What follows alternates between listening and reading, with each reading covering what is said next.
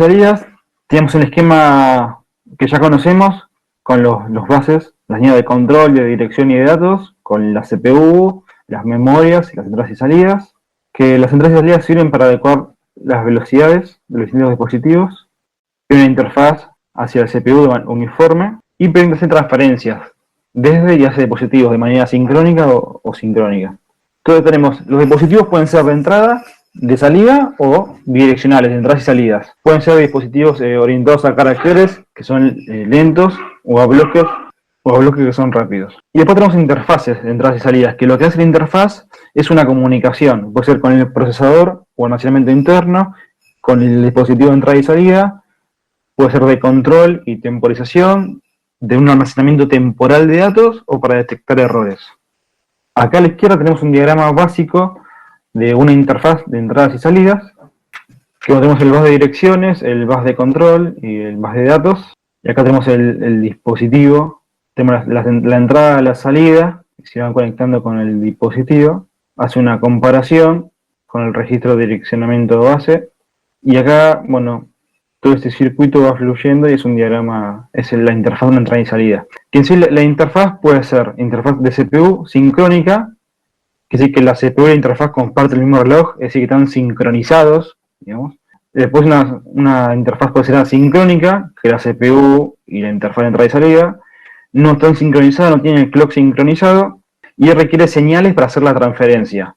Puede ser un pulso de habilitación, un handshaking, reconocimiento mutuo, que es un ACK o un timeout cuando se cae la conexión. Después puede ser otra transferencia de datos entre interfaz y dispositivo, puede ser en serie, permite distancias largas que envía bit a bit, o en paralelo, que son distancias más cortas y envía palabras, que las palabras son los bytes. Entonces, por un lado están los dispositivos, que son de entrada y salida bidireccionales, y después tenemos la interfaz, que se encarga de hacer esa conexión, digamos, con los dispositivos. ¿Bien?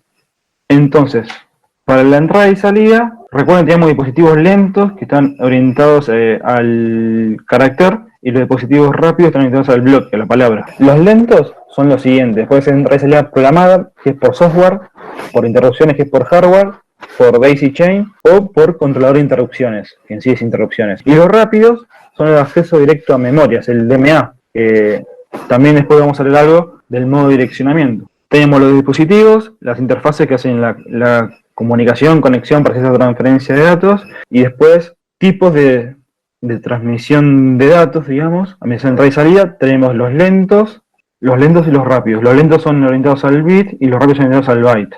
La entrada y salida por pooling es la siguiente. La CPU tiene el control directo sobre la entrada y salida. ¿Bien? O sea, la entrada y salida no manda, sino que manda la CPU. Y la CPU va a verificar el estado de cada dispositivo, o sea, de cada dispositivo de entrada y salida. Le envía comando de lectura y escritura y transfiere datos. Y la CPU espera hasta que complete la operación. ¿Bien? Es como si hubiera, no sé, una ronda, digamos, y está uno en el medio y le pregunta a cada dispositivo de salida: ¿tenés algo para hacer? No, vas preguntando así hasta que opera con uno. Cuando opera con ese, la CPU espera hasta que este dispositivo de entrada y salida termine la operación que tiene que hacer, y después de que termina se devuelve el control a la CPU. Entonces es ineficiente porque se desperdicia tiempo de CPU, o sea, la CPU está quieta ahí esperando que la interfaz de entrada y salida complete la operación. También se domina de ronda, sería así. Se lee el registro de estado del dispositivo 1, si requiere atención, se le da la atención. Si no requiere atención, se va al segundo registro, al segundo dispositivo. Requiere atención, sí, se atiende, si no, continúa, y así. Y acá hay dos alternativas. Cuando ejecuta la acción en la entrada y salida, después de que termine la ejecución, puede continuar la secuencia con el otro dispositivo, o bien puede volver al comienzo de la ronda. Lo que yo le dije que era como un círculo, digamos, por así decir, muy gráficamente, que hay uno en el medio y que va preguntando a cada dispositivo si tiene algo para hacer y le da la alternativa que lo haga. Bueno, lo que se plantea acá es que cuando termine esta atención del dispositivo, pueda volver a la CPU, o bien que continúe es decir, que pregunte uno por uno, continuando en la ronda, digamos. Por eso se llama pooling o ronda. En la ronda, cuando le pregunta a un dispositivo y lo atiende, un camino es que le devuelva el control a la CPU para que pregunte para que vuelva al comienzo de la ronda, O, en vez de devolver el control de la CPU, para que vuelva al comienzo de la ronda, se lo devuelve y la CPU continúa en realidad con el siguiente dispositivo de la ronda. Entonces por eso acá, en este caminito, vuelve al comienzo de la ronda, y si no acá, no vuelve al comienzo de la ronda y continúa con el siguiente dispositivo. Ese es el pooling, es como que tiene la posta de la CPU y le va pasando la posta a cada dispositivo. Y el dispositivo la toma, hace la acción, y la CPU queda esperando hasta que termine la acción, por eso es ineficiente, se desperdicia tiempo ahí de CPU, y después que termina la acción, que le devuelve la potestad a la CPU puede agarrar, y un camino es volver al comienzo de la ronda y empezar a preguntar de vuelta uno por uno, o no vuelve al comienzo de la ronda y continúa a partir de la posición que quedó, de ahí en adelante continúa. ¿Bien? Es el pooling. Después, otro mecanismo para la tensión de entrada y salida es a través de interrupciones. En este caso, se soluciona el problema de esperas por la CPU. Es decir, la CPU no tiene tiempo muerto ahí que está esperando que se ejecute una acción, sino que la CPU está operando hasta que alguien le dice, che, necesito atención, que sería la interrupción. Por eso la CPU no verifica repetidamente la condición de los dispositivos y las interfaces de entrada y salida interrumpen a la CPU. Bien. Entonces acá tenemos el IRQ, es el Interrupt Request, que es una señal asincrónica por el bar de control, originada por la interfaz de entrada y salida hacia la unidad de control. Bien, o sea, la interfaz de entrada y salida le envía a la unidad de control una interrupción. Puede ser NMI, Non-Maskable Interrupt, señal asincrónica por el bar de control, también originada por la interfaz de entrada y salida, cuya atención no se puede aplazar o anular por el programador. Es decir, esta es una interrupción con más peso que no se puede posponer ni nada, se tiene que atender esta interrupción. Entonces tenemos las interrupciones enmascarables, que si tiene este bit en 1 no se atiende, y si lo tiene en 0 se puede atender como habilitación o no se atiende. Entonces el funcionamiento. La CPU, por ejemplo, envía un comando de entrada y salida, una lectura o un disco, por ejemplo. La interfaz lo completa. Es decir, la interfaz de entrada y salida va al dispositivo de entrada y salida y completa esa lectura. Y la CPU continúa con el proceso. Entonces estamos acá. La CPU le solicita la entrada y salida la acción. Es decir, la interfaz primero envió la interrupción. La CPU le da la atención a la entrada y salida. Mientras eso sucede, acá sigue haciendo otras cosas la CPU mientras se completa la interrupción de entrada y salida. ¿Bien? Entonces, después que terminó la entrada y salida de hacer lo que tenía que hacer, interrumpe la CPU cuando está listo. Entonces la CPU en este caso, que era una lectura, le dice, bueno, dame los datos de entrada para que los lea. La interfaz le envía los datos a la CPU y la CPU envía nuevamente comandos a entrada y salida hasta terminar la interrupción. Entonces, en este caso, la CPU, mientras la entrada y salida está operando, no se queda con tiempo muerto, digamos. Y además no es que va preguntando por cada dispositivo, no es que hay una ronda y arranca a preguntar por cada dispositivo a ver si alguno tiene algo para hacer. No, la CPU opera, funciona, y en el caso que haya una interrupción, le llega la interrupción por el bar de control, que lo solicita la entrada y salida, y bueno, atiende esa interrupción mientras la entrada y salida completa la acción, la CPU sigue operando, y después la interfaz le envía a la CPU el resultado de esa operación, en este caso es que una lectura. Bien, este gráfico hemos visto uno parecido, que era el ciclo de ejecución de interrupción, que dice siempre, en este caso, termina la ejecución de la instrucción actual antes de atender la interrupción. Bien. Entonces termina la instrucción en curso, guarda el estado funcional de la CPU en la pila, es decir, guarda el contexto en donde está lo que está haciendo en la pila, se envía una ACK, se inhiben interrupciones posteriores, que este es el bit que le decía que marcaba si estaba habilitado para hacer interrupciones o no. Bueno, lo inhibe para que no lo interrumpan, obtiene la dirección de la rutina de atención de la interrupción que recibió, lo carga en el program counter, y lo ejecuta. ¿Bien? Y después de que terminó de ejecutar la interrupción, vuelve al estado anterior, que estaba en la pila. Recuerden que habíamos visto que la instrucción, el procesador está ejecutando, tiene la interrupción, pero para después volver a su estado anterior, tenía que guardar en algún lado esos datos que necesita para poder tomar la operación de donde quedó. En este caso, como dice acá, lo guarda en la pila, y el PC, que es el program counter que te dice que se está ejecutando, en este caso va a cargar la dirección de la interrupción y va a ejecutar la interrupción, y después que termine la interrupción vuelve a su sentido normal a buscar lo que estaba en la pila guardado y lo carga después en el program counter para continuar. Esto no cambia a lo que habíamos visto. Bueno, en este caso habíamos mencionado que teníamos interrupciones que no son enmascarables y que sí que no se pueden evitar, y otras interrupciones que son normales, entre comillas. Entonces ejecuta la instrucción y dice, ¿es no enmascarable? No es no enmascarable, entonces se tiene que atender. Como se tiene que atender, se guarda el program counter en la pila, se hace una CK y después se inhibe interrupciones. Este bit se carga con 0 para inhibir interrupciones posteriores, ¿bien? Interrupt enable. Y después que termina, bueno, se carga en el PC la rutina de atención de la interrupción. Y después de que termina, vuelve al estado previo el PC. En el caso de que no sea una interrupción, que no sea mascarable, ¿bien? Viene por acá y pregunta si es una interrupción. Y además pregunta si está habilitado para recibir interrupciones, ¿bien? Este bit, si está habilitado, está en 1. Entonces, tiene que cumplir las dos condiciones. Si está habilitado, recibe la interrupción y la ataca. Ahora, si no estaba habilitado, estábamos atendiendo una interrupción NMI y llega otra interrupción, no lo va a habilitar y va a venir por acá. No va a entrar por el no, porque no va a poder atenderla porque tiene una interrupción de más peso, que es una no enmascarable. Estas interrupciones no se pueden evitar. Bueno, acá hay un caso de ejemplo que se lo dejo para que lo lean, del Motorola C68HC11, que es un microprocesador antiguo, pero bueno, pueden después leerlo con estas cosas que venimos hablando, que acá tenemos el interruption request, sí, bueno, si está interrumpido, ese es si es un NMI. Acá les explica cómo funciona la pila, el stack, que es con el paso a paso.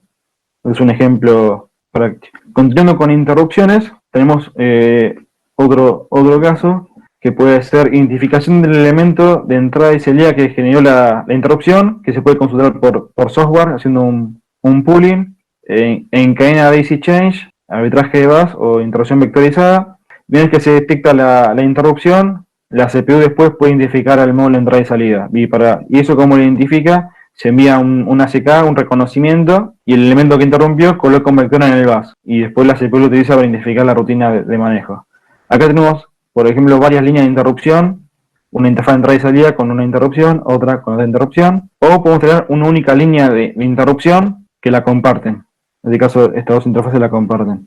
Fíjense que tenemos por un lado la interfaz de entrada y salida y después el dispositivo propio, el periférico. Puede ser un dispositivo de entrada, de salida o bidireccional. Por ejemplo, un teclado es un dispositivo de entrada y después una impresora multifunción es de entrada y salida, por ejemplo. Entonces, cada dispositivo va a interactuar con el procesador o con la memoria a través de la interfaz de la entrada y salida. ¿Bien? Esta interfaz es la que dialoga con las demás partes de la CPU y dialoga a través del bus de control de datos y direcciones. Entonces, recapitulando, tenemos las interfaces, los dispositivos, vimos el manejo de entrada y salida por pooling, por ronda, donde la CPU le pregunta a cada periférico si tiene algo para hacer. Si tiene algo para hacer, lo va a atender, y después de atenderlo, puede volver al comienzo de la ronda y empezar a apuntar uno por uno, o puede continuar con la ronda. Bien, y la ventaja que había ahí es que cuando la CPU le daba el poder, digamos, de preguntar y que la entrada y salida ejecute, en ese momento la CPU se queda en espera, esperando la respuesta. Entonces ahí se produce un desperdicio de procesamiento de CPU. Entonces, por otro lado, las interrupciones tienen que, en realidad, va ejecutando siempre está ejecutando, está operando, y no pregunta por cada dispositivo qué pasa con cada uno de ellos, tiene algo para hacer, no le pregunta, sino que va a escuchar cuando alguien lo quiere interrumpir. Entonces, cuando alguien le quiere interrumpir, le va a enviar una instrucción una interrupción, le va a enviar. Cuando le envía la interrupción, tiene dos tipos de interrupciones, unas no enmascarables e interrupciones que son enmascarables, digamos. Las no enmascarables son interrupciones que sí o sí tienen que prestarle atención, no puede no mirarlas. Entonces, cuando viene la interrupción, se fija primero si es una no enmascarable, si es así, la va a atender, y para atenderla tiene que guardar el contexto de lo que está ejecutando, que lo guarda en la pila, y después carga en el program counter, carga la interrupción, la ejecuta, y después vuelve a darle a la CPU la potestad. Y si en ese momento llega una interrupción que es enmascarable, no la va a atender. Y lo que va a hacer además es bloquear que no lleguen interrupciones también. O sea, que la interrupción, el bit IE, va a estar en 0. Bien, y después tenemos otra administración tradicional que se llama Daisy Change. En este caso, los dispositivos comparten una línea, que es también por interrupción, comparten una línea, y en este caso la CPU va a darle prioridad a los que están más cercanos a ella, ¿bien? La posición de la CPU determina la prioridad. Bien, entonces cada uno va a enviar una señal de interrupción y la CPU va a hacer la CK, pero va a mirar la prioridad, ¿bien? Ese es el daisy chain. Y hay una sola línea para llamar a la CPU, y anteriormente puede haber más de una línea. El daisy chain es solamente una única línea que la comparten las interfaces de entrada y salida. Después tenemos el siguiente, es el IRQ, un PIC, que es un análisis por hardware con una sola línea. Las prioridades se programan por software, los vectores de atención también son por software. Permite programar si actuarán por nivel bajo o nivel alto. Puede recorrer las interrupciones pendientes, diseño en cascada, y puede enmascarar o añadir interrupciones, ¿bien? Y maneja las señales hacia las interfaces, que son las siguientes. El INTIN es el Interrupt Input. Y no es un microcontrolador, un PIC. Después, estas que veíamos antes eran de acceso, un segundo para atrás, lento. Eran lentas. Ahora lo que vamos a ver son los accesos rápidos. Estos van directamente a una palabra, van al byte. Y esto eran bit por bit. Entonces ahora vamos a ver el DMA. Ahora con DMA es lo siguiente. Fíjense que ahora tenemos la unidad de proceso, la unidad de memoria, la unidad de entrada y salida, sin las interfaces. Y en el caso de sin DMA, o sea, sin acceso directo a memoria, la unidad de entrada y salida, o sea, en este caso la interfaz, lo primero que va a hacer es le va a pedir al procesador, y después el procesador se va a comunicar con la unidad de memoria. En cambio, con DMA, o sea, el acceso directo a memoria, no pasa por el procesador, sino que va directamente a la memoria. Por eso, permite transferir directamente hacia y desde memoria. La CPU no es intermediaria. Y tiene un controlador dedicado. Bien, un controlador de DMA vamos a tener. Las técnicas de DMA pueden ser detención de CPU, transmisión de secuencia de bloques en ráfaga o robo de ciclos. Transmite una nueva palabra usando los semiciclos de reloj que no usa la CPU. Por eso se dice que como decíamos antes, que transmiten palabras, bueno, ves que acá dicen que transmiten bloques que son en ráfagas. Van a todo un bloque en conjunto, que son dispositivos rápidos, por eso se dice que es un método rápido o por robo de ciclos, cuando la CPU tiene semiciclos que no utiliza, lo va consumiendo, lo va robando. La CPU puede quedar inactiva durante la sesión de los bases, sigue operando mientras no necesite acceder a ellos, ¿bien? Bueno, acá tenemos lo importante, el controlador DMA. El controlador DMA es programable para mover bloques entre memoria principal, entre la memoria y la entrada y salida. ¿Bien? Independientemente de la memoria, puede irse entre zonas de memoria. Agarra, toma el control de los bases cuando la CPU se lo concede. Y después le dice a la CPU que ya terminó de operar con una interrupción. Bien, entonces teníamos el dispositivo, el controlador DMA, que va a dialogar con la memoria, y para dialogar con la memoria tiene que tomar el control de los bases. Bien, ¿y quién le va a dar el control para que pueda dialogar con la memoria? Por el bus, la CPU. Y cuando termina de dialogar, de hacer la operación, le va a decir a la CPU con una interrupción que ya terminó. La CPU programa el controlador de DMA. Tenemos la entrada, CPU programa el controlador de DMA, comienza la transferencia con DMA y al terminar la transferencia se envía una interrupción a la CPU. Entonces, cuando programa el controlador de DMA, que tenemos la dirección de comienzo de memoria, la dirección de comienzo de entrada y salida, la longitud de bloques que se van a transferir y la operación que se va a realizar, una suma, una carga. Después la CPU continúa el procesamiento. O sea, mientras esto ocurre, sigue procesando la CPU. Ayer, para comentar, perdón chicos que me conecté tarde, fue un tema personal, para acompañar lo que decía Hernán, o sea, el DMA, el controlador DMA, lo que nos va a ayudar a nosotros, o sea, imagínense que es como el gestor que te hace los trámites, te va a hacer los trámites, te va a hacer la patente del auto, te va a tramitar algo que vos no podés hacer. Lo que hace el DMA básicamente es, ok, la CPU necesita tal información, bueno, va a charlar con la memoria principal, perdón, la memoria principal no, va a charlar directamente con los controladores, el controlador DMA, y dice, bueno, vos me tenés que poner esta información que necesita el procesador, me la pones en la memoria principal. Bien, cuando termina de poner el disco rígido, el disco estado sólido, el pendrive o lo que fuera de entradas y salidas, la información que necesitemos, la pone en la memoria principal, en la memoria RAM, y cuando termina el programa de la memoria RAM, le notifica a la CPU, che, mira, tenés acá la información en esta dirección de memoria, en la memoria principal, no tenés que ir a buscarla al exterior, ¿bien? Eso sería la manera simple y grosera de definir lo que hace el DMA. Y eso lo puede hacer de dos maneras, con robo de ciclos o interrupción total de ciclos, que ahí justamente es lo que va a tratar la siguiente filmina. ¿Querés continuar, Nico? Bien, dale, no hay problema. Básicamente, ¿qué es lo que hacemos con robo de ciclos? Tenemos dos, lo que habíamos mencionado, la que interrumpe todo, o sea, que el controlador de DMA chupa todo, se encarga todo y para la CPU, o lo que hacemos nosotros con robo de ciclos es que empezamos a hacer trabajar a la CPU a una velocidad más lenta para que se acomode a la velocidad que está trabajando el bus. Bien, claramente nosotros no vamos a poder trabajar nunca a la velocidad la velocidad que requiere la CPU cuando estamos interrumpiendo el bus con dispositivos más lentos, ¿no? Entonces, por eso lo que se dice acá es que nosotros pasaríamos a tener un ciclo más lento. Acá no se llega a ver en la imagen, pero si ustedes van al libro lo van a poder ver. Van a ver que la señal de reloj de la CPU se ralentiza cuando estamos trabajando con los buses a disposición del controlador DMA. Bien, básicamente sería eso.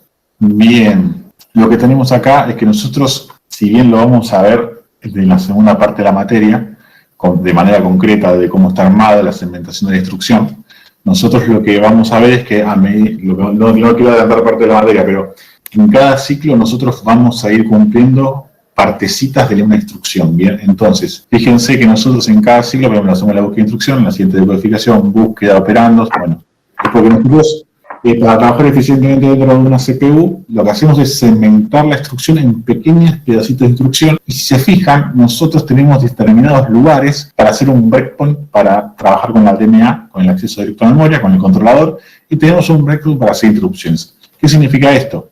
Que la interrupción solo va a poderse ejecutar cuando sucede que almacenamos un resultado. ¿Por qué?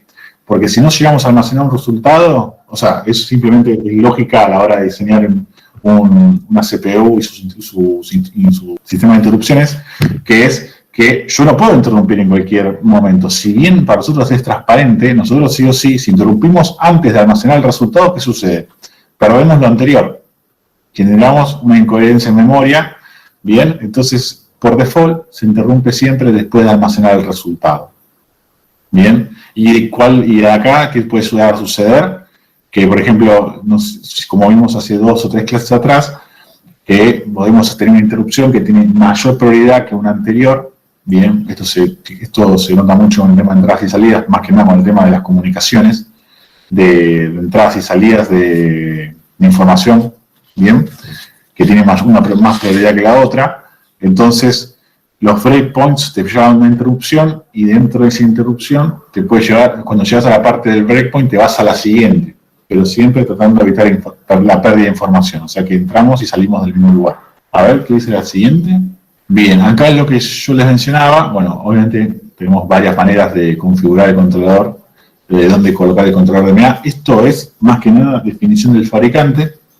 Bien, y cada uno tiene su propio controlador de DMA que se lo puede llamar de diferentes maneras, porque si estamos hablando de lo que es un fabricante de placas de video, te va a hablar de un DMA orientado a lo que es la interfaz PCI, bien, que es lo que nosotros tenemos generalmente cuando trabajamos con placas de video. Y acá, fíjense que en esta configuración 1, nosotros tenemos todo, la CPU enganchada del mismo bus que el controlador de DMA, interfaz, entradas y salidas, todo enganchado del mismo bus. ¿Qué va a suceder acá? El CPU va a pedir una información, el controlador de DMA va a ir a entradas y salidas a pedir esa información para que le transfiera al controlador de DMA. O sea, el controlador de DMA es como que estaría en el medio, en realidad, y le transfiere la memoria. Y después la CPU va a buscar la memoria. Fíjense que es lo que dice, se suspende 2 veces. ¿Por qué? Porque primero le pide al controlador de DMA, el controlador de DMA le pide a la interfaz de entrada y salida. La interfaz de entradas y salidas escribe en el controlador de DMA que se lo transfiere a memoria, y recién ahí la CPU va a buscar lo que pidió en las entradas y salidas a la memoria. Bien, a ver, una primera siguiente. Debería ver, esta es la segunda configuración, que esto es una manera mucho más eficiente de trabajar. Si se fijan, ahí te pasaste. Sí. Nosotros tenemos tenemos un controlador integrado. Bien, esto ya es de por sí lo estándar. lo que es estándar es la versión 3, pero bueno, si se fijan, nosotros tenemos las interfaces de entradas y salidas dependiendo de un controlador de DMA, ¿bien? Bien, y nosotros en un controlador de DMA podemos soportar varias interfaces, lo que va a hacer lo siguiente. CPU pide información que está en la entrada y salida, ya sea un disco rígido o un pendrive.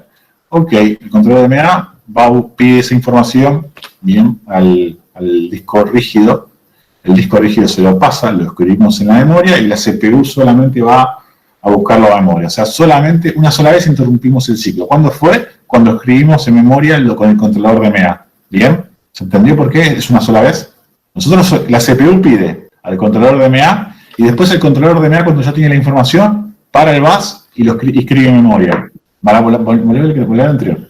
¿Por qué una sola vez? Porque la CPU pide al controlador de DMA, pide una información que está en el disco rígido externo, por ejemplo. Está pidiendo una foto. Bien, lo que hacemos nosotros con el controlador de DMA es pedirle a la interfaz entradas y salidas que nos pasen esa foto y con el controlador de DMA en ese momento pedimos permiso al bus, tomamos el bus con el controlador de DMA, se interrumpe una sola vez, y escribimos en memoria la foto. Entonces la CPU, inmediatamente después, el controlador de DMA, ¿qué hace? Le avisa por IRT a la CPU, che, ya terminé de tener la foto acá en esta dirección de memoria. Y la CPU va a buscar la memoria. O sea que nosotros interrumpimos el bus, interrumpimos el ciclo de la CPU una sola vez. ¿Cuándo es eso? Cuando escribimos con el controlador de DMA en memoria. Mientras que en la anterior, vos tenés que volver a la anterior. En la anterior, vos tenés que pedir el bus para captar la información y pedir al bus para escribir en memoria. ¿Ves la diferencia? Bien. Siguiente, vamos a la tercera. Sí.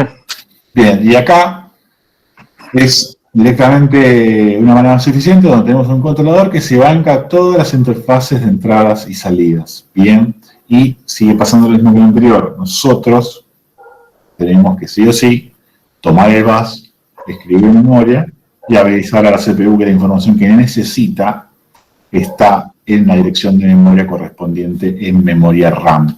Siguiente, a ver. La definición de norma y protocolos. Esto es muy importante, chicos. Más que nada porque todo lo que ustedes desarrollen para un entorno productivo y que tenga muchas interfaces de comunicación, o sea, RC232 es una comunicación serie estándar, bien, es el que tiene exactamente, no creo que son 8 o 9 pines, bien, que hoy en día casi ninguna CPU la trae. Sí o sí tenés que comprarte el adaptador USB a RC232. Este tipo de comunicación es una comunicación master-slave. Bien, tenemos un maestro, un esclavo. Bien, y nosotros, sí o sí, con este protocolo, o sea, es un protocolo serie montado en ese RS232, es una comunicación lineal, es punto a punto RS232, por ejemplo. Después tenemos, por ejemplo, el protocolo RS485, que es un protocolo lineal. Bien, yo puedo tener un máster y muchos esclavos. Ese protocolo es muy utilizado en todo lo que es la industria, cuando tenemos muchos dispositivos charlando con el mismo maestro. Una aplicación de RS485 se puede utilizar en muchos fabricantes y dijeron, bueno, ¿sabés qué? El 485, yo le quiero arruinar la vida a mi competencia, yo te uso el 485, que es un conector estándar y un protocolo de 2 líneas. O sea, el cable la información va montada en dos líneas. Bien, la información va montada en 2 líneas, bien, es correcto eso. Y ¿qué sucede? Cada fabricante dice, bueno, mi red es 485, pero yo te charlo en un protocolo. Es otra cosa. El protocolo es cómo yo te voy a transmitir la información. ¿Cuál va a ser el header, de dónde voy, de dónde vengo, hasta dónde voy, quién está charlando con quién y qué información voy a escribir. Eso va a ir variando como la sintaxis de cada fabricante. Bien, un ejemplo de eso, por ejemplo, en 485, podemos hablar del protocolo Profibus, Modbus, PACnet. Tenemos otro protocolo que es DeviceNet. O sea, son muchos protocolos RS485 de diferentes fabricantes. Bien, y eso se lo pueden llegar a encontrar en lo que es en la industria más que nada genérica, ¿no? O sea, es un bus RS485 que está al borde de desaparecer.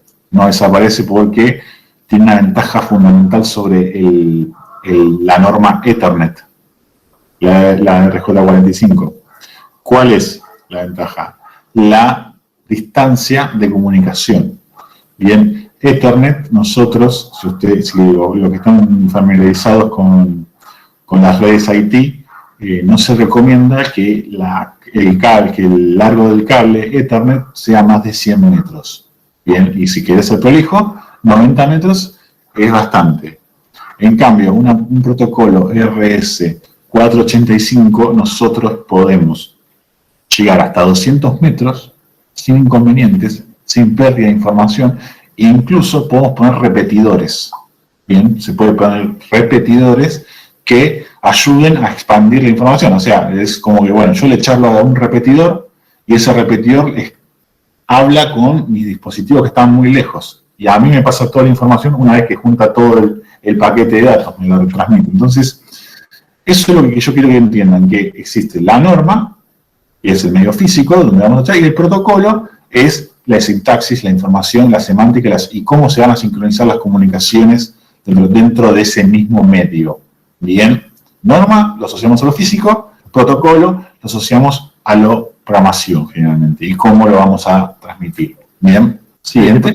Protocolo TCP, protocolo de comunicación. Dice. Tal cual, en Internet tenemos 1 millón de protocolos, chicos. O sea, tenemos TCP, que es lo que nosotros más conocemos, TCP/IP. También tenemos, como les digo, si están de la rama que estoy yo, que es la parte industrial, tenemos lo que se llama Profinet, tenemos lo que se llama Modbus TCP, Ethernet IP, tenemos lo que se llama, ¿cómo se llama? EtherCAT, que es un protocolo de comunicación industrial abierto, y así cada sistema tiene sus redundancias. Bien, me gusta ahí el comentario de Alexis, ¿viste? Se lo anotó, al norma físico, protocolo, programación. Bien, eso sería la asociación rápida. Bien. Después tenemos esto que la realidad lo van a utilizar más que nada los que se sientan algún día con un microcontrolador que no sea Arduino. En Arduino esto lo tienen súper embebido, pero WART es el protocolo, es una transmisión asincrónica orientada al byte que se utiliza para comunicación serie. Bien. Y acá tenemos, bueno, ahí tenemos un ejemplo de cómo es la comunicación. Siempre se habla en baudios para lo que es la comunicación, y después también tenemos el USART, que es asincrónico. Bien, tenemos lo que es sincrónico y lo que es asincrónico. Bien, y todo esto a nosotros como informáticos, ¿para qué nos sirve realmente? Muy poco. Esta partita filmina, la verdad que no la borramos porque lo que aún no lastima, y nosotros finalmente vamos a llegar al bus que nosotros usamos en casi toda nuestra vida cotidiana, que es el USB. Bien, donde nosotros le hemos compartido, acá si viene a el libro, obviamente queda desactualizado porque te menciona hasta el 3.0, obviamente es de saber público, que hoy tenemos el USB-C, que es una fabricación en conjunto con Apple, con su Lightning 3.0, bien, con su Thunderbolt, 3.0, y todo esto, todas las comunicaciones las vamos a manejar con el Universal Serial Bus. Se fijan, ¿a qué se parece? Si conectamos, por ejemplo, si conectamos un equipo USB, un puerto USB, ¿a cuántos equipos me va a atender? Generalmente. 127. Si conectamos a uno. ¿Cuántos pueden conectar? Y uno. Claro, podemos conectar uno, pero si se acuerdan, nosotros podemos ponerle incluso muchos más dispositivos con lo que son las docking stations y todo lo demás. Y nosotros lo que podemos bancar, el límite del Universal Serial Bus, es lo que te dice acá, hasta 127 dispositivos por bus. Bien, el tema ¿qué va a suceder? Si vos tenés un montón de equipos, cada vez el USB te va a empezar a andar más lento y más lento y más lento y más lento, porque cada vez tenés más comunicación en un mismo puerto. Entonces, la idea es obviamente no jugar con ese límite, aunque hoy en día, trabajando con el USB-C, que tiene el datasheet en la página de la facultad, que eso lo hemos subido, el USB-C hoy en día puedes conectar todo, ¿no? O sea, realmente yo acá no la tengo, la PC, la tengo en la habitación, pero yo tengo la placa de video externa por USB-C. Bien, o sea, la placa de video es externa a la PC. La puse en un chasis y corro todos los gráficos a través de USB-C. Bien, tengo la GPU, o sea, eso es un término que cumple con el tema de los buses. No entiendo la pregunta, Alexis. No porque el ancho de banda que tenés con el Thunderbolt 3.0 es altísimo. O sea, mira, no lo tengo de memoria, pero busco acá Thunderbolt 3.0, ancho de banda. Un segundo, hoy tenemos internet acá en casa, así que Thunderbolt 3 tiene un ancho de banda de 40 gigabits por segundo. ¿Entendés? Es una locura. No perdés rendimiento, corro todo a 120 FPS por segundo, por ejemplo.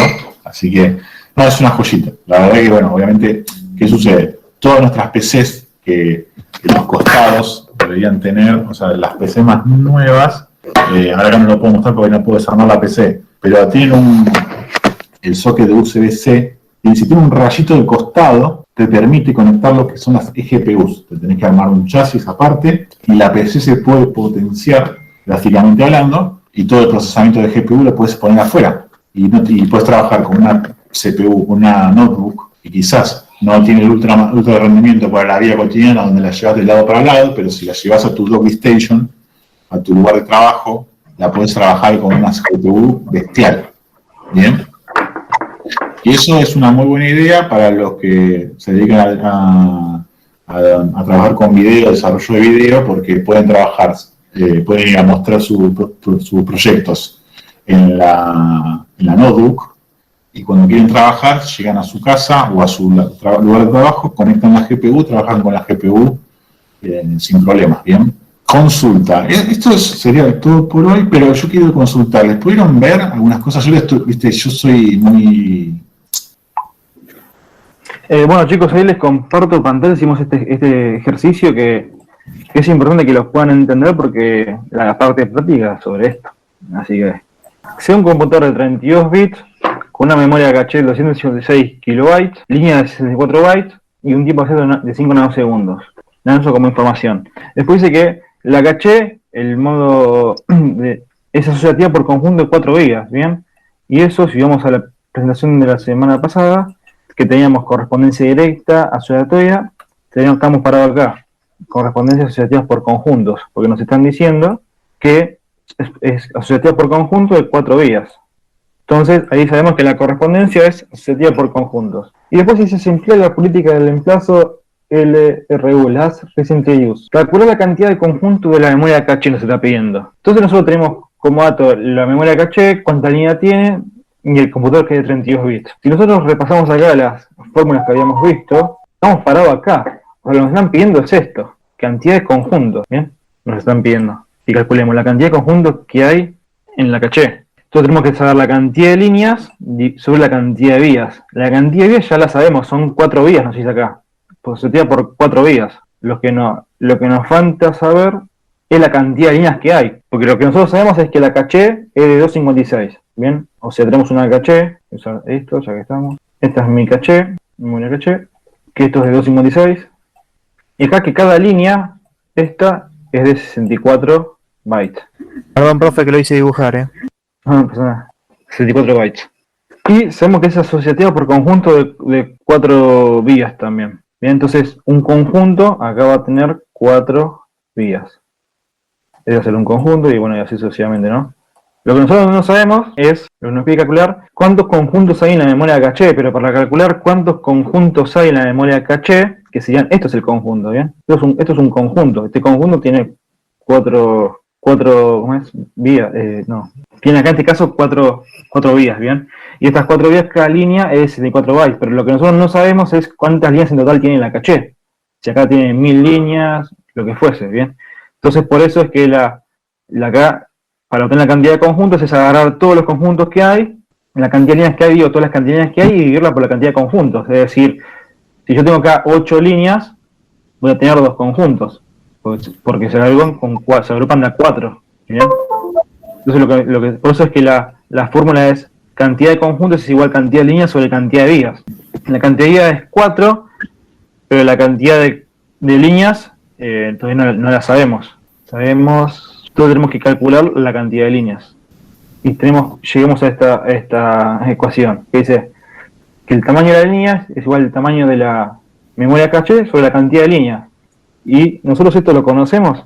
El tamaño de la memoria caché es 256 sería esto. ¿Bien? 256 es, acá lo reemplazo, el tamaño de la memoria caché lo sabemos, es 256, 2 a la 8, 2 a la 9512, ¿bien? Y como es kilobyte, sabemos que kilo es 2 a la 10, ¿bien? Entonces, esto es igual a 256 kilobytes, ¿bien? La cantidad de líneas no la sabemos, pero sí sabemos el tamaño de la línea, que esto era 64 bytes, ¿bien? Esto sería 2 a la 6, ¿bien? 2 a la 5, 32, 2 a la 6. Todos estamos así parados. Nosotros este cantidad de línea lo pasamos acá, digamos. Esto va a quedar, esto no va a quedar esto acá. Esto sería acá cantidad de líneas. Esto acá sería los 64 bytes. Entonces, 2 a la 18 menos dividido 2 a la 6, esto nos da igual a 2 a la 12. En 18 menos 6, 12. Nos da 2 a la 12 líneas. Esto sería 4096, ¿no? Sí. Líneas. 2 a la, perdón, no me quedo. 12. 2 a la 12, 4096 líneas, ¿bien? Entonces tenemos este dato. Y ahora nos volvemos de vuelta. ¿Dónde está? Bien, entonces la cantidad de líneas son 4096. Era 2 a la 12. Voy a copiarlo. Esto es 4096. Y cantidad de vías, 2 a la 2. Cantidad de vías. ¿Y esto cuánto nos da? 2 a la 10. 2 a la 10 conjuntos. O sea, 1024. ¿Bien? Para nosotros, haciendo el gráfico que te ayudas para entender un poco más, que te dice la memoria caché, 256 kilobytes. Bien, acá le pones es igual al 2 a la 8 por 2 a la 10. Después sabés que cada línea son 54 bytes, que un conjunto son 4 líneas.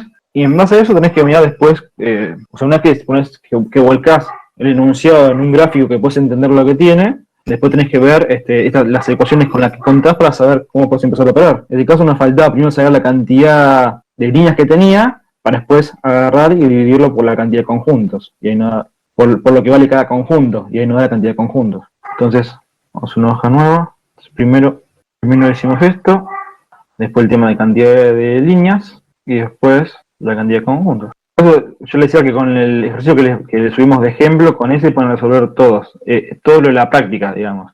Y también los de la autoevaluación. No, claro, pasa que yo al momento de hacerla no vi todos los PDF menos el de anexo, que es el que está viendo ahora. Sí, fue justo lo que vimos en la primera parte del lunes pasado de la clase. Esto sería, primero es esto. Esto va segundo y esto va tercero. Así sería. Bien. Fíjense que en este caso la política de reemplazo LRU fue un detalle decorativo, digamos. No lo tuve que utilizar para nada.